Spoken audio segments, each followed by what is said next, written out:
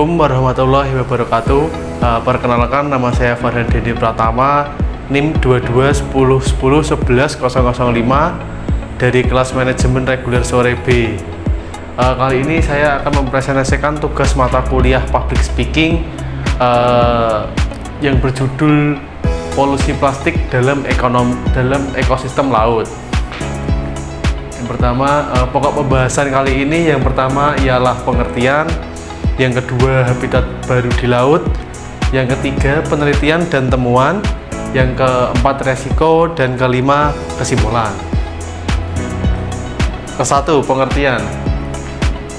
Polusi plastik adalah akumulasi plastik di lingkungan laut yang terjadi akibat aktivitas manusia, seperti pembuangan limbah yang tidak terkelola dengan baik.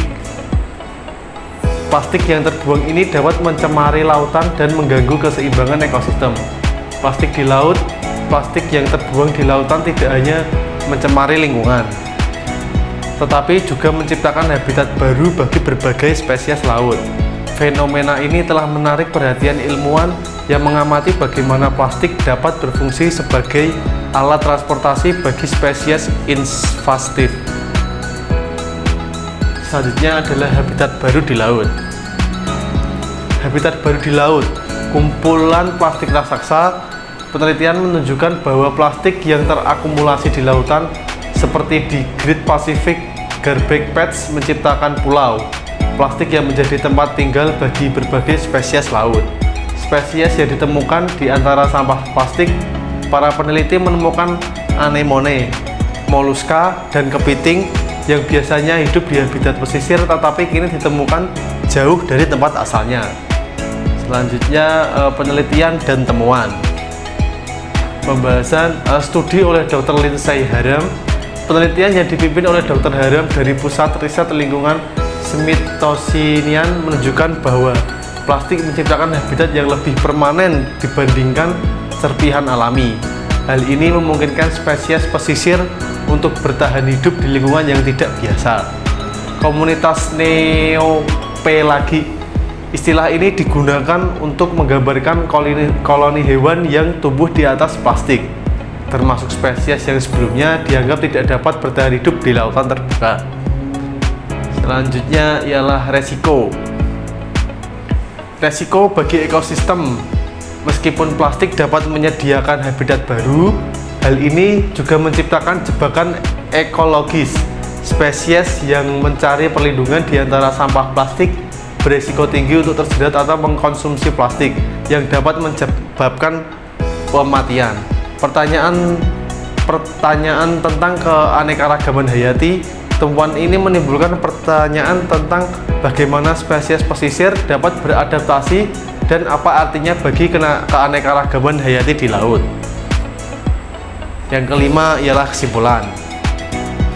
Kesimpulan, plastik sebagai alat transportasi pasti tidak hanya mencemari lautan tetapi juga berfungsi sebagai alat transportasi bagi spesies invasif yang dapat mengubah dinamika ekosistem laut.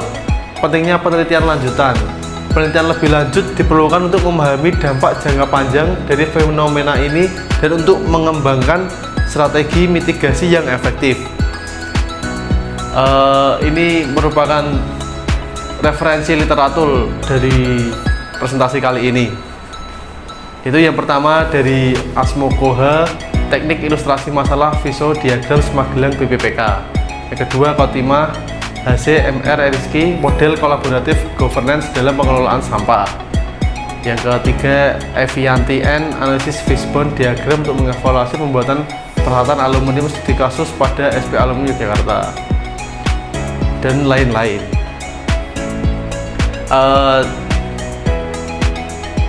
Penelitian ialah yang pertama dari Rosalia A, Aryawan, Arif WA, Priyansah, Nurjana Maulana, analisis sebaran dan perubahan ekosistem mangrove di WPP NRI 712 Indonesia, Jurnal Kemaritiman, Indonesia Journal of Maritime. Yang kedua Sagita A, Syangga Putra DM Pratama, analisis dampak sampah plastik di laut terhadap aktivitas, Jurnal Ilmiah Mariana. Santosa Rizky dampak pencemaran lingkungan laut oleh perusahaan pertambangan terhadap nelayan tradisional. Demikian dari presentasi kali ini, kurang lebihnya mohon maaf. Waalaikumsalam warahmatullahi wabarakatuh.